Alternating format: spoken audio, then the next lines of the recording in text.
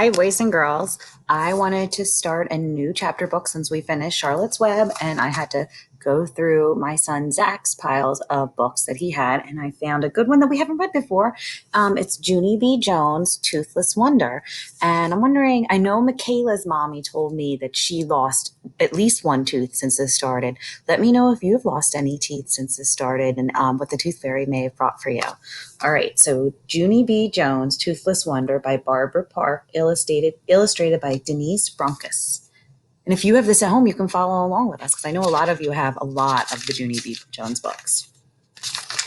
All right, and there she is, Junie B. Oh, and she's wiggling her tooth. I know you guys all know about wiggly teeth.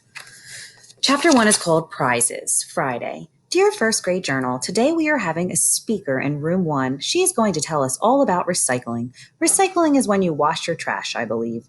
Mr. Scary said to write in our journals until the speaker gets here. Only I don't even feel like writing today because I have a loose tooth. That's why. And that thing is driving me crazy. Also, every time I write in this journal, I have to look up words in the dumb dictionary. Except sometimes Mr. Scary spells the words on the board for us, and then I have to cross out my mistakes. Plus, also, I have erase holes in my paper. Spelling is not a breeze, I tell you. That is all I feel like writing today. I am done with this thing, and I mean it. From Junie B., first grader. I put down my pencil, and then I opened my mouth, and then I reached my finger in, and I wiggled my tooth. That thing has been loose for a very long time, only no matter how hard I wiggle it, it still won't come out. I pulled on it a teensy bit. Ow, that hurt you, dumb bunny tooth, I said. May turned her head and looked at me. May sits next to me in room 1. She is not a pleasure. You shouldn't say dumb bunny, Junie Jones, she said. Dumb bunny is not a nice word. I raised my eyebrows at her. Oh, really? I said. Well, thank you for telling me that, dumb bunny May. Just then, May's face got puffy and red. Don't say that word, I told you, she hollered. My teacher stood up from his desk. Problem back there, girls, he said. Yes, Mr. Scary, said May. There's always a problem back here, and her name is Junie Jones. I stamped my foot. B, May, I said. B, B, B, B, B. You're always forgetting my B. Mr. Scary closed his eyes. Please, girls, can't we just have one morning without any spats? I looked surprised at that man. But I didn't even spat, Mr. Scary, I said. My mother doesn't let me spat, not even on the sidewalk. After that, I went up to his desk and I smiled very cute. I have a loose tooth, I said. Would you like to see it, Mr. Scary? Huh? Would you?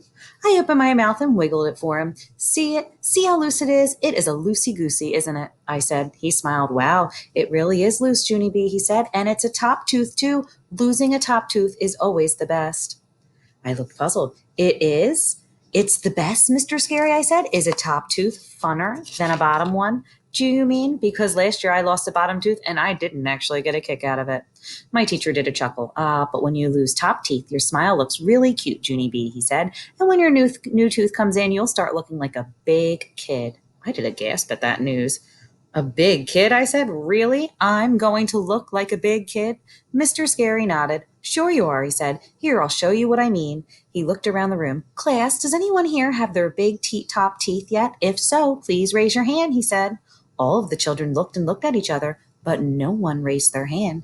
Mr. Scary was surprised. Really, he said, no kidding. No one in our class has lost their top front tooth? Huh. He turned around and shook my hand. Well, congratulations, Junie B. Jones, he said. It looks like you're going to be the first person in room 1 with a big top tooth. I felt very thrilled. Thank you, I said. Then I skipped back to my seat and I sat down real proud. May did a huffy breath at me.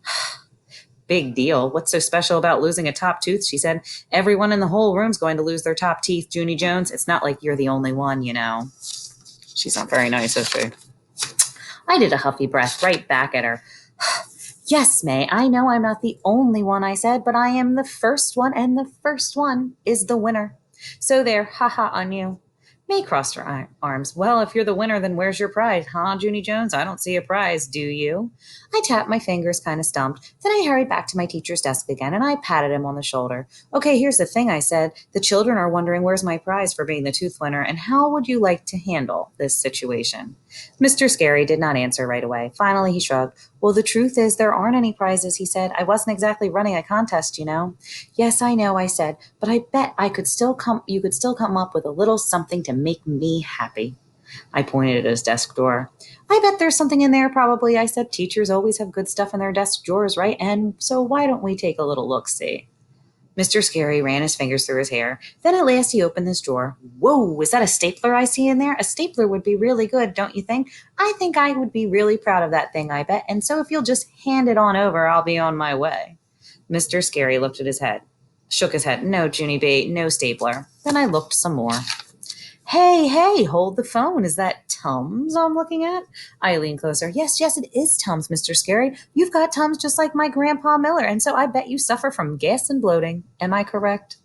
Mr. Scary quick closed the door. Then he went to the supply closet and he got out a piece of shiny silver paper and he scribbled a star. He cut it out and pinned it on my shirt. There, he said, that's your prize for your tooth, okay? You get to wear a shiny star for being the winner. Now please go back to your seat. I looked down at the star. Yeah, only I don't actually think this is your best work, I said, kind of quiet. Mr. Scary pointed at my desk. He was not having a good morning, I think. I went back and sat down. May sneaked a peek at my star. I tried to act proud of it. Well, what do you know? Up for eyes, I said. May did a mad breath and quick turned away. I looked down at my star. This time it looked prettier, I think. And there she is with her star, and May is not happy about it. But May's never really that happy. All right, so chapter 2 is going to be called Uncle Lou, and we will read that next. Bye, boys and girls.